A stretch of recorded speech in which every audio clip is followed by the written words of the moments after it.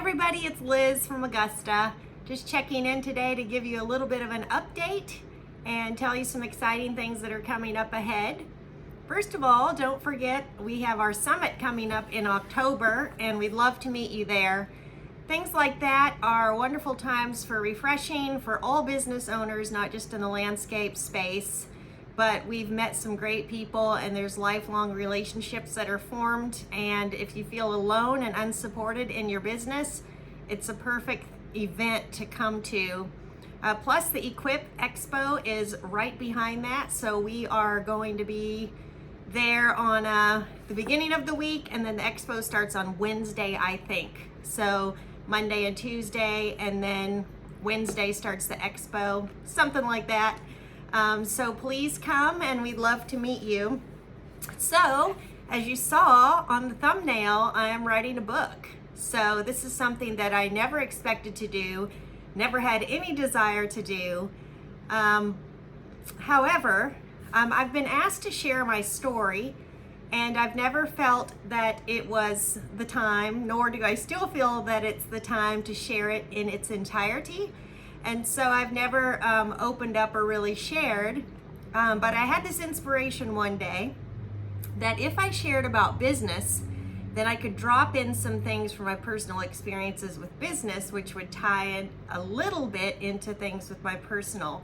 So my inspiration was, you know how you meet people and they don't understand you because maybe they're not in business. Maybe they're an employee that works for a company, and they only think from an employee's point of view about my boss, about the company, about big companies and the way they treat their employees and all this. So they think like an employee, they think like an hourly worker. So they don't have any idea what it's like to be the owner, to be the one paying the bills, to be the one paying payroll. And so they look to people that are in business as if it's like it's foreign. They're in a totally different space. So what I wanted to do was close that gap. So many years ago when I was raising my children, if I met somebody that was in business, I wouldn't have been able to have a conversation with them and ask about their business or ask what they're doing or anything about their day-to-day, because I would have felt ignorant of it and I wouldn't have even known what to ask. So unless they sat there and shared, I wouldn't know. And so I wanted to close that gap so that people that have family members that are in business or anybody that they know, that they can actually have a conversation. So the book is called Business, and each chapter is something in regards to business. So there might be taxes, then you take your personal side of that, so health in business. If you're a business owner, what's it like when your health is impacted? Family, relationships, equipment, all kinds of inventory, intimacy, anything that you can imagine that would be affected by business or be a part of business. I took small topics and I put a personal reference in regards to that, some experience that I've had with Augusta or with my employees, or just any experience that I've had in business, and then I brought that into a personal note and then a professional note talking about that topic in each chapter. So it's simple, it's basic, it's something that you could give to somebody as a gift, and it could go on their coffee table, and it would just be something you could grab and read a short chapter, it's not in-depth and heavy, it's just different topics about business. So those that don't understand you might appreciate having a book like this to just give them some little tidbits to better understand.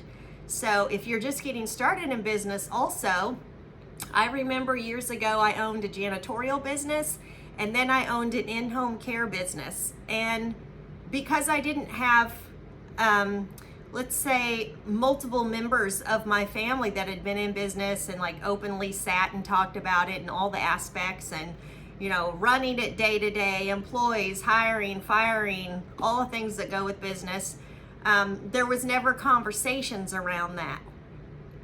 So by having the book and all these small topics, you're able to share with others, you're able to give them an idea of what your business is about.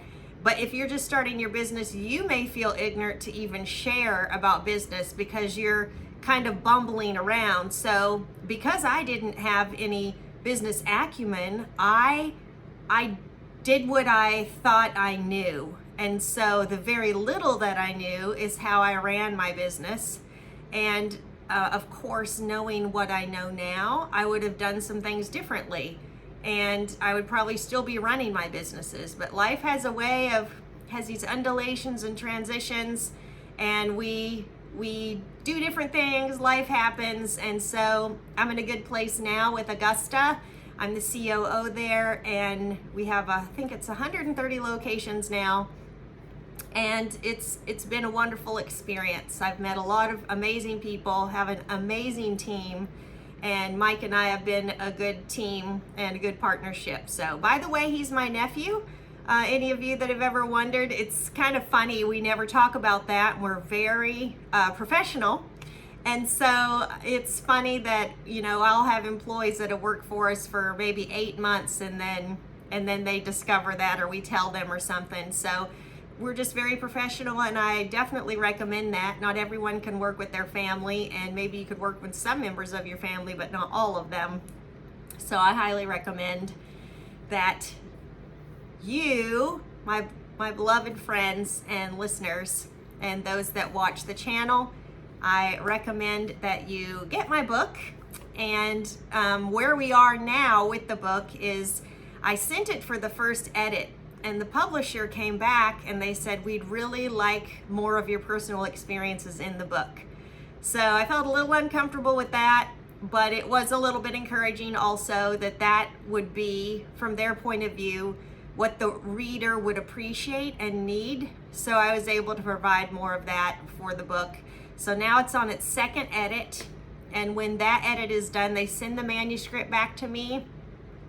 And typically when you do this, if you want to really hit it on every platform, you do a Kindle version, you do an Audible version, you do a hardcover and a soft cover. So I didn't even think about doing this for money. I don't know if books are successful or if they bring in any income.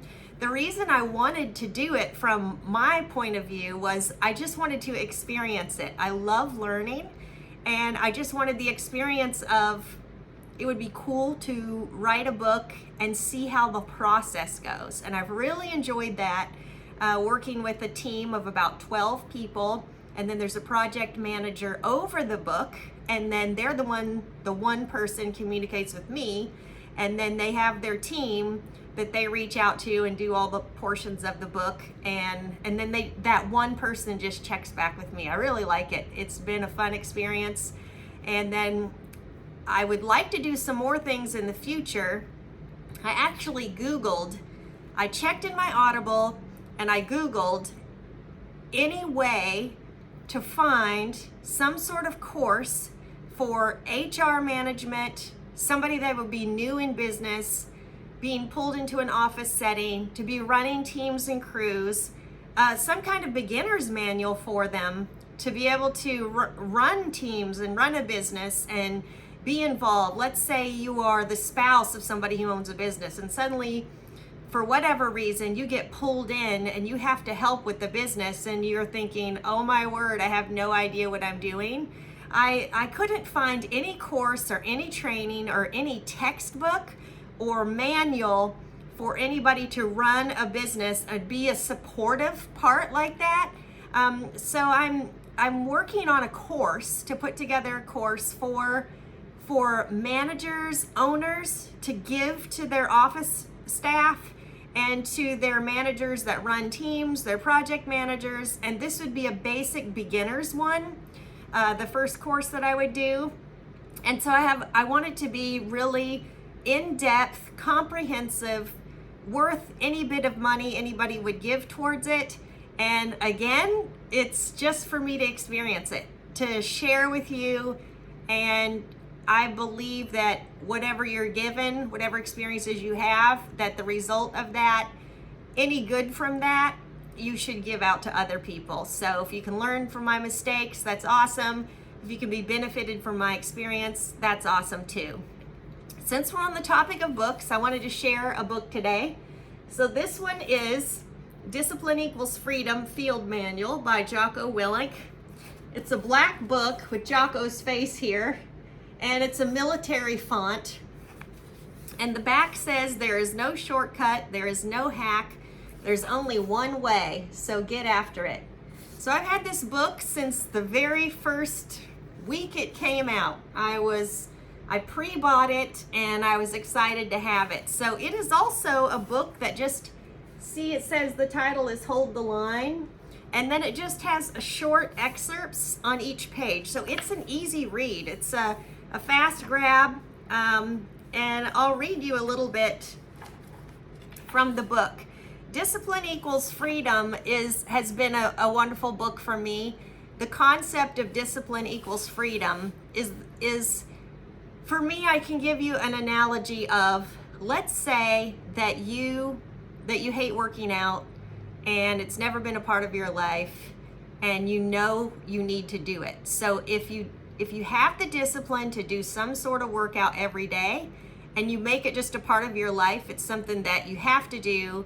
Some people meditate or they pray, and that's something they need to do every single day, and they discipline themselves to do that. And then after a while, over time, it just becomes part of the fabric of who they are. Like, it's a non-negotiable.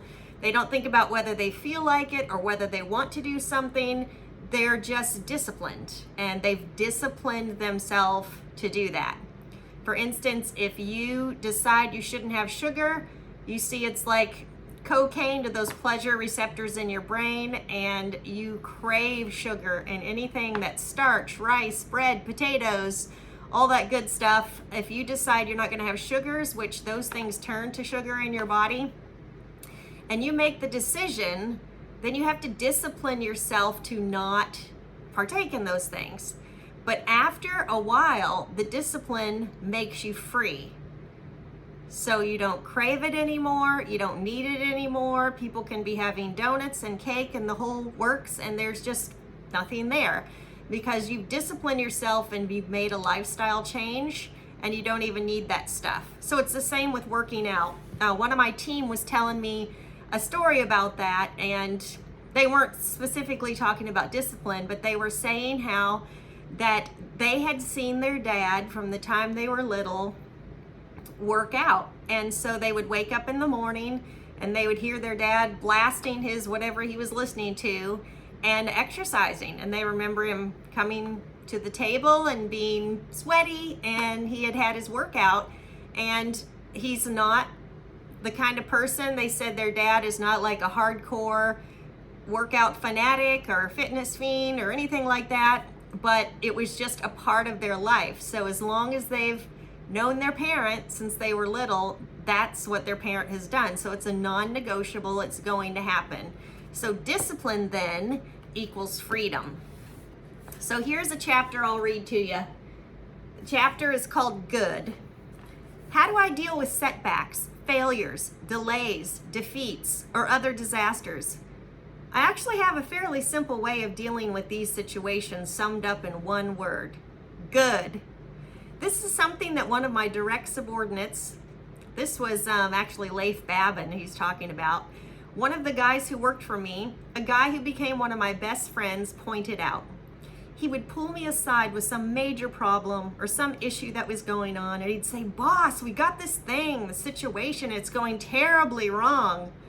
And I would look at him and say, "Good." And finally one day he was telling me about something that was going off the rails, and as soon as he finished explaining to me, he said, "I already know what you're gonna say." And I asked, "What am I going to say?" He said, "You're gonna say, good." He continued, "That's what you always say. When something is wrong or going bad, you just look at me and say, good." And I said, "Well, I mean it, because that is how I operate." So I explained to him that when things are going bad, there's going to be some good that will come from it. Oh, the mission got canceled? Good, we can focus on another one. Didn't get the new high-speed gear we wanted? Good, we can keep it simple. Didn't get promoted? Good. More time to get better. Didn't get funded. Good. We own more of the company. Didn't get the job you wanted. Good. Go out, gain more experience, and build a better resume. Got injured? Good. Needed a break from training. Got tapped out? Good. It's better to tap out in training than to tap out on the street. Got beat? Good. We learned. Unexpected problems? Good. We have the opportunity to figure out a solution. Isn't that great? So there's several about every topic. They have, see, my whole book is falling apart. This just fell out. This is how worn out it is. I keep this book in my living room on a table, and then, so the book I'm writing is similar in the way that it's just a great coffee table book. And that's what Discipline Equals Freedom is. It's a book to just have there sitting and read, grab it and read a chapter once in a while. He talks about fitness, immediate facing, action drill, threat, let me see, martial arts. So there's the fitness component, but then here's a good one. It's called Win. The biggest excuse not to work out is lack of time. Something always comes up, but there is one time of day that no one can take it away from you: pre-dawn. The military has a term, stand to. It means get up early and be ready for enemy attack. It has been a standard practice for many years. For instance, in World War I, each man was expected to be awake well before light, standing on the trench fire step, rifle loaded, bayonet fixed, and ready to repel an attack. Further back in history, from Rogers Rangers' standing orders, all hands shall be awake, alert, and ready for action before dawn. Dawn's when the French and Indians like to attack. So get up before the sun. Be ready to attack. Yes, that means get up early. This will be hard at first, but it will become normal.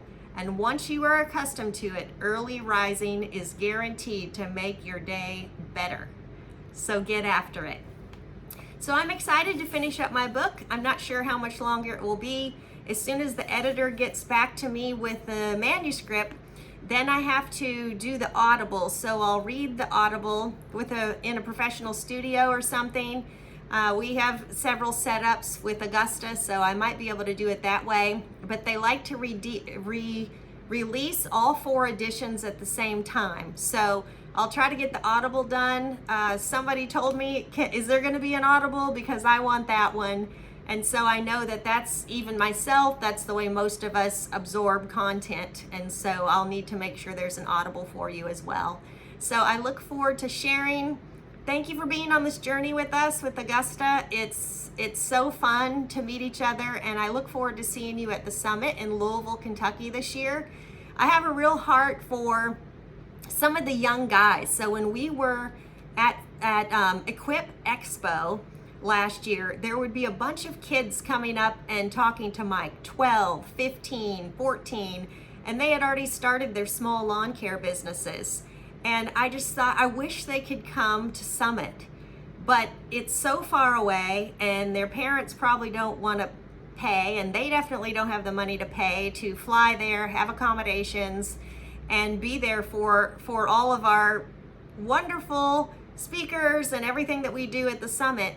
And so we decided this year to have it in Louisville, Kentucky, right before the expo. So then there's so many that their parents will bring them there, they'll drive them there, and they can see the equipment, buy something, and when they come, the way we thought we'd do it is just have this there for them to experience at the same time.